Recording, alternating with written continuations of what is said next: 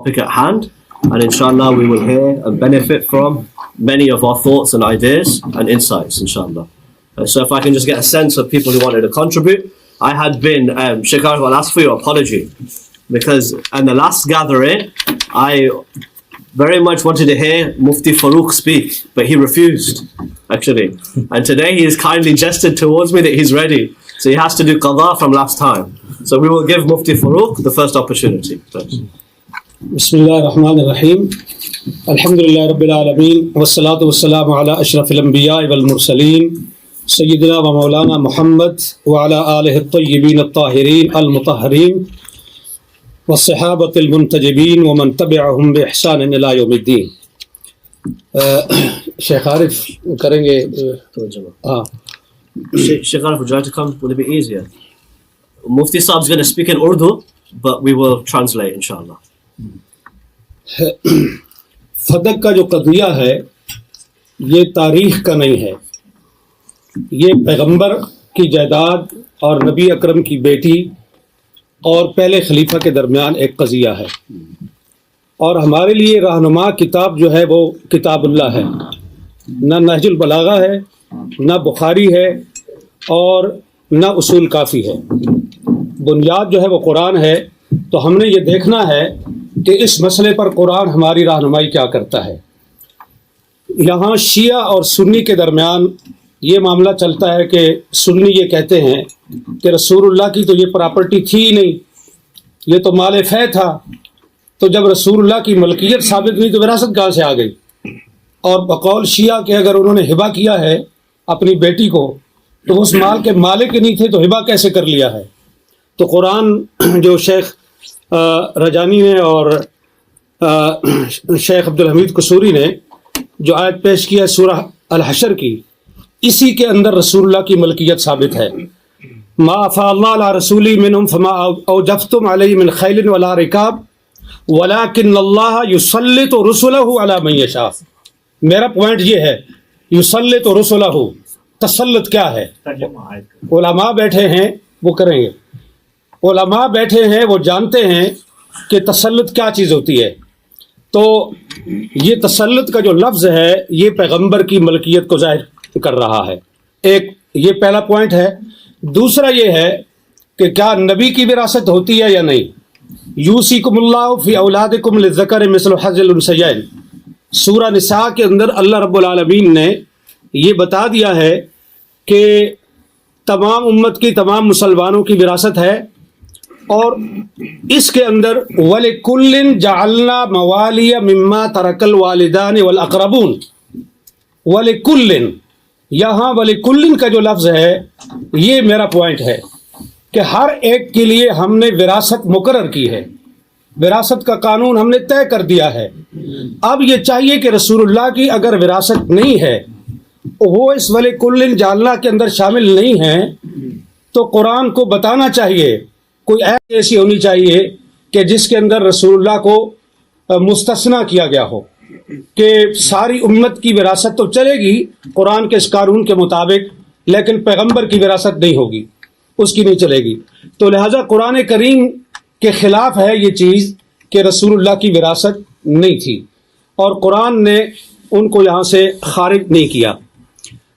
اب حضرت ابو بکر رضی اللہ عنہ نے حضرت فاطمہ کے کلیم کو رد کرنے کے لیے جو روایت پیش کی، بخاری میں بھی ہے، مسلم میں بھی ہے، دوسری تمام شیعہ کتابوں میں بھی ہے اور سنی کتابوں میں بھی، اس کے اندر 3 پوائنٹ ہیں. ابھی دونوں علماء نے، دونوں اسکالرز نے وہ حدیث پیش کی ہے، میں اس کی تفصیل میں نہیں جاؤں گا، وقت کم ہے. اس کے 3 اجزاء ہیں. پہلا جز یہ ہے کہ انبیاء کسی کے وارث نہیں ہوتے، یعنی وہ اپنے والدین کی وراثت نہیں لیتے. دوسرا پوائنٹ یہ ہے کہ انبیاء کی وراثت نہیں ہوتی، ان کا کوئی رشتہ دار اور ان کے کوئی قریبی جو ہیں عزیز وہ ان کی وراثت نہیں لے سکتے. اور تیسرا پوائنٹ یہ ہے کہ جو کچھ انبیاء چھوڑتے ہیں وہ صدقہ ہے. اب یہاں سوال یہ ہے کہ انبیاء کی وراثت نہیں ہوتی، تو رسول اکرم صلی اللہ علیہ وآلہ وسلم نے اپنے والد گرامی حضرت عبداللہ بن عبد المطلب کی وراثت لی ہے. اس میں 3 چیزیں تھیں. ایک وہ ان کا مقام تھا جس کے جو ان کا آبائی مقام تھا، دوسرا ام ایمن جو لونڈی تھی، اور تیسری چیز جو ہے وہ تلواریں اور اونٹنی تھی. بعض کہتے ہیں ایک سے زیادہ اونٹ تھے، بعض کہتے ہیں ایک تھے، چلو ایک ہی صحیح، ہم ایک ہی پر اکتفا کرتے ہیں. تو یہ وراثت تھی رسول اللہ کے والد کی. رسول اللہ نے یہ وراثت اپنے والد سے لے لی. تو یہ کیسے وہ کہہ سکتے ہیں کہ انبیاء وراثت نہیں لیتے؟ آپ بچپن میں وراثت لے چکے اور نبوت ملنے کے بعد آپ نے کہا ہم کسی کے وارث نہیں ہوتے. یہ دونوں باتیں ایک دوسرے کے متضاد ہیں. یہ قول اور یہ عمل، یہ دونوں ایک دوسرے کے خلاف ہیں. تو رسول اللہ نے اپنے والد کی وراثت لی ہے، لہٰذا یہ بات درست نہیں کہ انبیاء کسی کے وارث نہیں ہوتے. دوسری چیز ہے کہ انبیاء کی اولاد جو ہے اس کی کوئی وارث نہیں ہوتی، وہ وارث نہیں ہوتی، تو وہ وارث سلیمان و داؤد. اور حضرت زکریا علیہ السلام نے جو کہا کہ انی خفت الموالی من ورائی، یہ علماء کے لیے یہ لفظ جو ہے یہ قابل غور ہے اہل علم کے لیے، کہ حضرت زکریا یہ کہہ رہے ہیں کہ انی خفت الموالی، میں موالی سے ڈرتا ہوں، مجھے ڈر ہے، اس لیے میں تجھ سے مانگ رہا ہوں کہ مجھے ایک وارث چاہیے.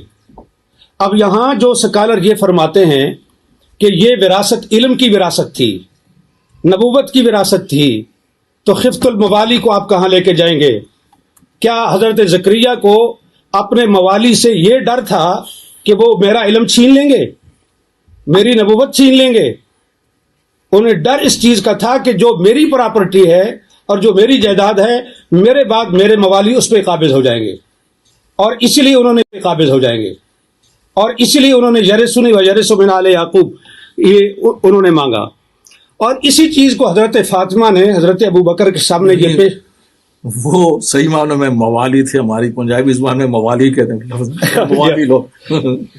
مفتی صاحب ذرا سے اگر خلاصہ کر سکے. جی بالکل خلاصہ کرو. پچھلی ساری کتاب تو گزارش یہ ہے کہ یہ ہے قرآن، اور یہ کہہ رہے ہیں ڈاکٹر علی کے وقت نہیں ہے تو میں اس کو مختصر کرتا ہوں، صرف تاریخی لحاظ سے ایک چیز پیش کر کے، کہ حضرت ابو بکر اور حضرت عمر کے دور میں گورنمنٹ کے قبضے میں رہا فدق. حضرت عثمان نے سارا مروان کو بخش دیا. اگر مسلمانوں کی پراپرٹی تھی تو تیسرے خلیفہ کو یہ حق کس طرح تھا کہ وہ مروان بن الحکم کو سارا دے دے؟ پھر حضرت عثمان کے بعد امیر شام معاویہ بن ابی سفیان کا دور آیا. انہوں نے حضرت عثمان کے بیٹے اور حضرت اس کو مروان کو اور اپنے بیٹے کو، ان تین کے درمیان فدق کو تقسیم کیا جناب معاویہ بن ابی سفیان نے. عمر بن عبدالعزیز آئے، انہوں نے یہ، اور پھر مروان نے یہ جائیداد وراثت کے طور پر اس کی اولاد کو پہنچی، عبدالعزیز بن مروان کو، اور اس کے ذریعے سے حضرت عمر بن عبدالعزیز تک پہنچی. عمر بن عبدالعزیز نے سارا فدق جو ہے وہ اولاد فاطمہ کو واپس کیا، یہ کہہ کر کے کہ یہ ان کا حق ہے، ان کے ساتھ زیادتی ہوئی ہے. اب سوال یہ ہے کہ فیصلہ حضرت ابو بکر کا درست تھا، فیصلہ حضرت عثمان کا درست تھا، فیصلہ عمر بن عبدالعزیز کا درست تھا، اور اس کے بعد کی تاریخ انہوں نے بتا دی. یہ مامون الرشید تک پہنچتا ہے، اور مامون کے بعد پھر حکومت کے قبضے میں آیا، اور پھر آج تک بنو فاطمہ کو وہ واپس نہیں مل سکا. تو یہاں میرا پوائنٹ یہ ہے کہ یہ جو حدیث پیش کی جاتی ہے یہ قرآن کے خلاف ہے. اہل سنت کے محدثین کے اصول کے مطابق قرآن پر پیش کرو، درایت پر پیش کرو. اگر اس لحاظ سے روایت ٹھیک ہے تو قبول کی جائے گی، ورنہ اس کو رد کیا جائے گا. بخاری کے اندر روایت آنے کا یہ مطلب نہیں ہے کہ ہم اس کو آنکھیں بند کر کے قبول کر لیں. یہ روایت قرآن کے سرین خلاف.